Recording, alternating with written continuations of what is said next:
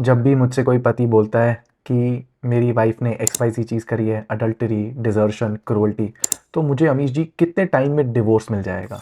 अब इस क्वेश्चन के इतने लेयर्स के आंसर्स हैं कि मैं सोचता हूँ कहाँ से शुरू करूँ?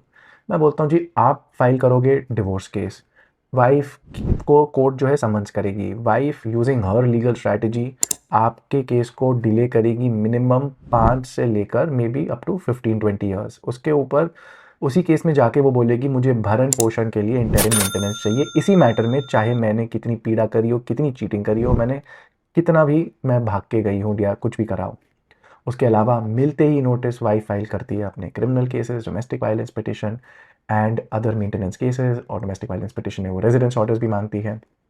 एंड देन फिर जब हस्बैंड के ऊपर एक इंटरिम मेंटेनेंस का ऑर्डर ठुक जाता है या रेजिडेंस ऑर्डर आ जाता है या पुलिस वाले जब तंग करते हैं इन वेरियस वेज, तो फिर हस्बैंड आके वाइफ को बोलता है कि भाई क्या करें, कॉम्प्रोमाइज़ कर लो, ये प्लीज़ केसेस वापस ले लो। एंड देन वाइफ कहती है कि मुझको एक्स वाई जी पैसा चाहिए।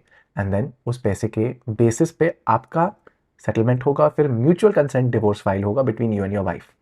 99% स्टैटिस्टिकली स्पीकिंग यही होने वाला है। अगर आप मुझे बोलते हो अमीश जी मुझे डिवोर्स कितने टाइम में मिल जाएगा, आप क्या एक्सपेक्ट कर रहे हो मैं आपको क्या बोलूँ?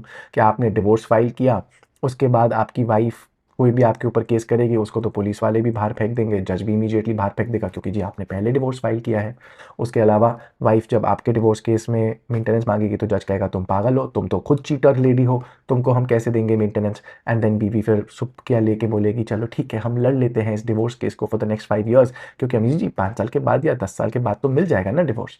So the point is that husbands come with a different expectation, and then they leave with a very different expectation, and I always tell them that is the reason why, देखिए, wives do not file any divorce because उनको समझ में आता है that filing these civil and criminal cases is far more effective. Similarly मैं कहता हूँ husband का divorce file करने का because of the aforementioned reasons कोई ज़्यादा benefit होता नहीं है। what husband should be doing is a pre litigation mediation, जिसके बारे में मैंने बहुत अदर वीडियोस में बात कर रखी है, आप गूगल कर सकते हो।